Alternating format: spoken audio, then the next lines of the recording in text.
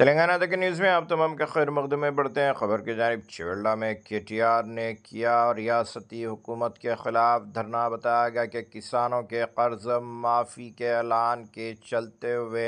बड़ा एक एहतजाजी धरना शाहबाद बस स्टॉप तक निकाला गया, जिसमें रियासती हुकूमत पर KTR की जानिब से कई सवालात की बौछार की गई।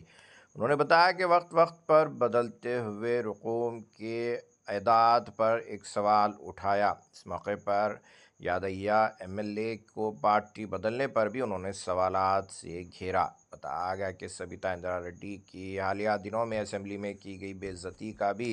इस मौके पर उन्होंने तस्करा किया। अगर अभी तक आपने ये चैनल को सब्सक्राइब नहीं किया तो फौरी कर लें। आलमी मुल्की रियासती मुकामी खबरों के लिए देखते रहिए आपका अपना चैनल तेलंगाना दक्कन न्यूज़। కొండారెడ్డిపల్లె దమ్ముంటే నువ్వు నేను పోదాం కొండారెడ్డిపల్లె సెక్యూరిటీ వద్దు అధికారులు వద్దు ఎవ్వడొద్దు ఒకటే కార్లో పోదాం మనం పోయి ప్రజల కాడ కూర్చున్నాం రైతుల కాడ కూర్చున్నాం నీ ఊళ్ళే నీవు సొంత ఊళ్ళే రైతుల కింద 100% రుణమాఫీ అయిందని చెప్తే నా రాజీనామా అక్కడనే వాడేసి అక్కడికి పీక్తాను రాదు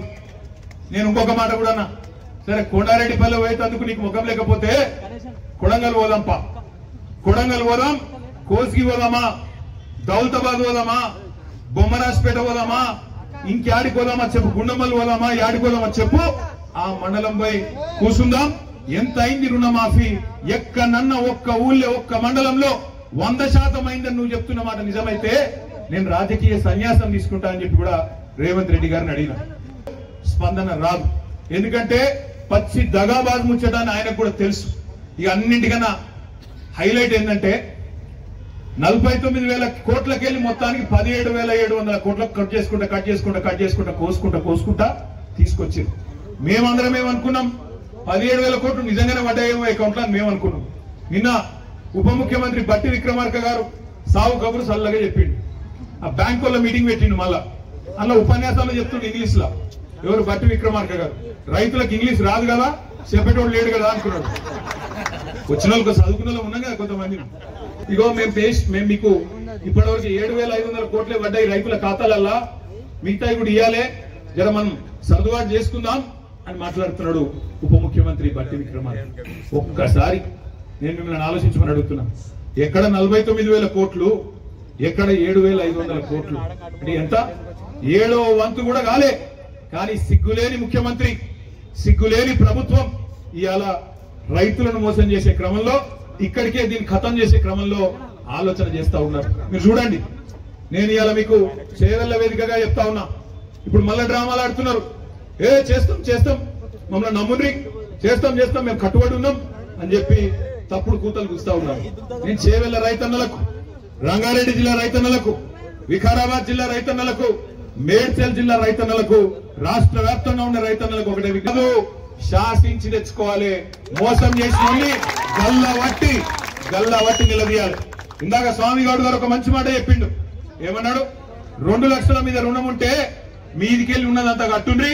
అప్పుడు 2 లక్షలు ఇస్తాను ప్రభుత్వం అంటుంది మనం అడగాలి